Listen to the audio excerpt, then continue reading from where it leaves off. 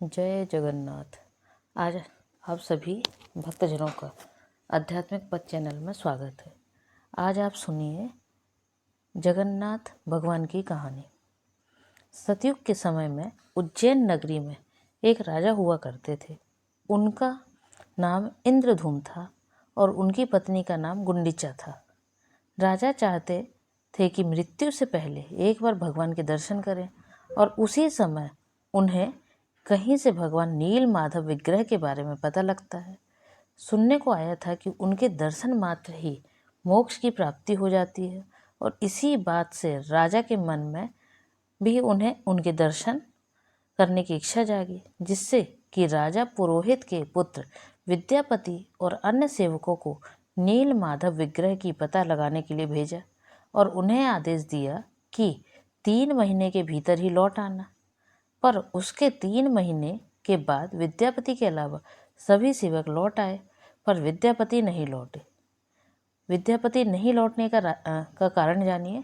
विद्यापति दिन रात नील माधव की खोज करते हुए एक गांव में पहुंच जाते हैं और उस गांव के मुखिया विश्वावसु की अतिथि बनकर रहने लगते हैं।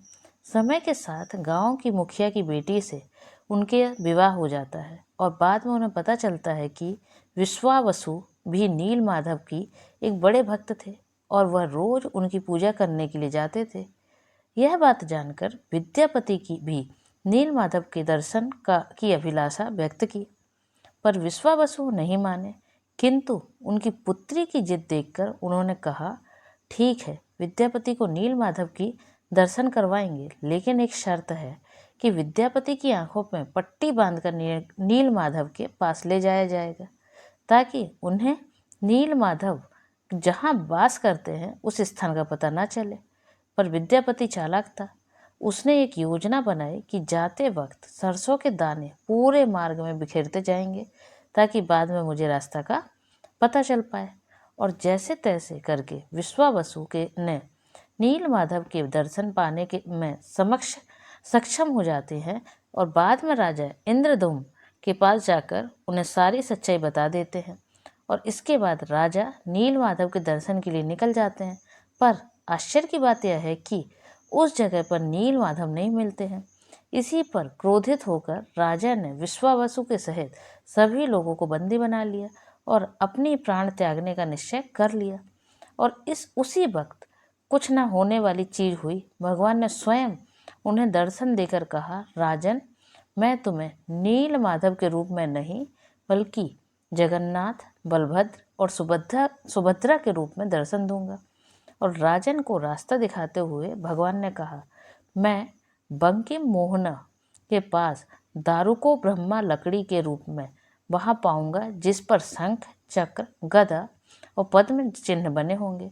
तुम्हें बस आदेश दिया जाता है कि तुम उस लकड़ी को वहां से निकालकर उसकी 4 विग्रह बनाकर मंदिर में स्थापित करके मेरी पूजा करना।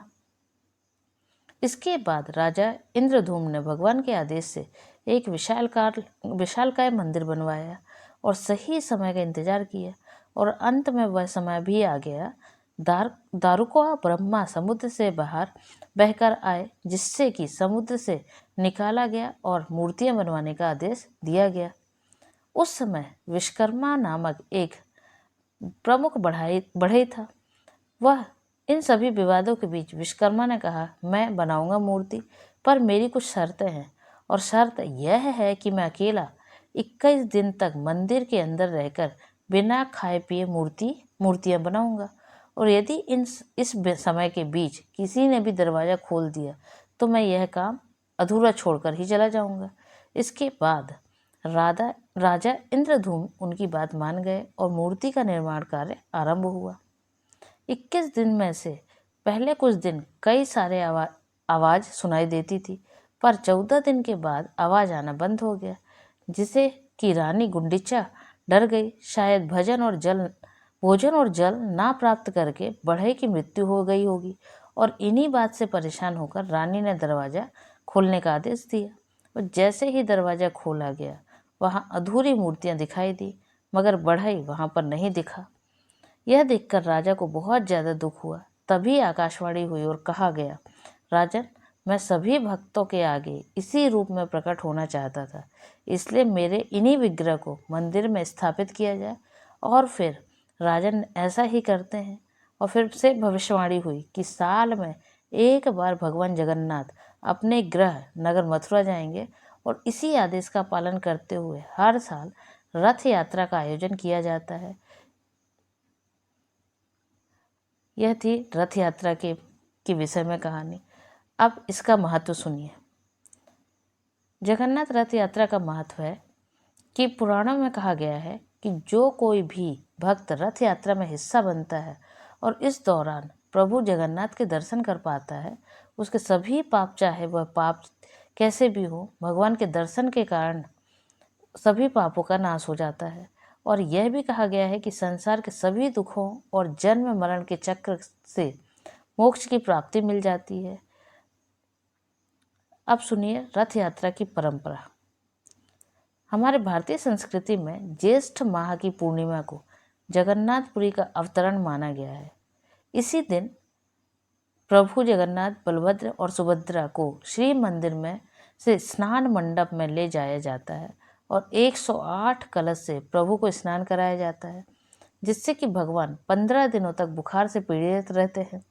इसी वजह से प्रभु असर घर में रहते हैं, जो कि एक विशेष तरह का कमरा होता है। और इन 15 दिनों में पुजारी के अलावा किसी को भी भगवान के दर्शन करने की अनुमति नहीं दी गई है। और फिर 15 दिन के बाद यौवन नेत्र उत्सव के दिन प्रभु जगन्नाथ को उस कक्ष से निकालते हैं और फिर उसके बाद शुक्ल पक्ष की द्वितीय तिथि को प्रभु अपने भाई बलभद्र और सुभद्रा के साथ रथ में सवार होकर घूमने के लिए निकलते हैं। जगन्नाथ जी से जुड़ी हुई कथाएं।